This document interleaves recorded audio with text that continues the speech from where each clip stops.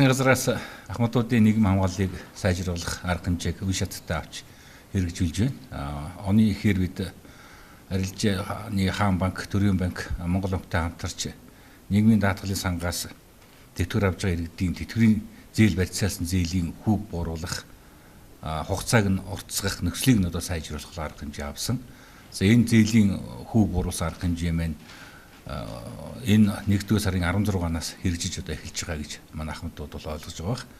Тэтгэвэр барьцаалсан зээлийн сарын хүү 15% байсныг жилийн хүү 15 байсныг 12 болгож хугацаа нь 6 сараар болгож байсан хугацааг нь нэмэгдүүлж 12 сар одоо болгож нэмэгдүүлсэн. Энэ бол ахмадуудын нийгмийн хамгааллыг сайжруулах бодитод орлогыг дээшлэхтэй холбоотой чухал арга хэмжээ болсон гэж бид үзэж байгаа.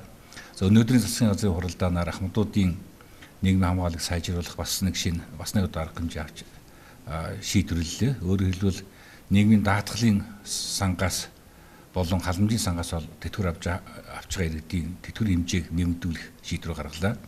Нийгмийн даатгалын сангаас 392,800 ахмадууд өндөр насны тэтгэвэр авчээ. За дундаж тэтгэвэр 380,000 төгрөг бол байгаа. Энэ жилийн 2018 оны улсын төсөвт нийгмийн даатгал сангаас олгож буй тэтгэврийн хэмжээг нэмэгдүүлэхэд шаардлагатай 119.5 тэрбум төгрөгийг улсын төсөвт тусгаж хөрөнгөний их үзрүүл шийдвэрлсэн.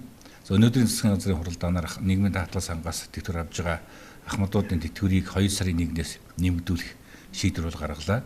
2 сарын 1-ээс тэтгэвэр авж байгаа ахмадуудын тэтгэвэр нэмэгдүүлэхдээ хүн болгоны тэтгэврийг 27,000 төгрөгөөр нэмэгдүүлэх ийм одоо шийдвэр бол гаргалаа. За мөн нийгмийн халамжийн сангаас тэтгэвэр авж байгаа иргэдийн тэтгэврийн хэмжээ асаргааны тэтгэмжийн одоо хэмжээнүүдийг нэмэгдүүлэх бас шийдвэр гаргасан. 2 сарын 1-ээс эхлээд халамжийн тэтгэвэр 15,000 төгрөгөөр нэмэгдэх юм одоо шийдвэр бол гаргаж байна. Нийгмийн халамжийн тухай хуулиар ахмадуудаа цагаан сарын тохиолдуулж улсын баярын наадмын тохиолдуулж насны хишиг тэтгэмж одоо бас олгодог. Энэ хуулийн дагуу бас 2-р сард багтаж цагаан сарын өмнө ахмадуудаа 60-аас дээш насны ахмадуудад насны хишиг одоо тэтгэмжээ бас олгоно. Энэ ажлыг хугацаанд нь одоо олгохоор сангийн яамтай хамтарч ажиллаж байна.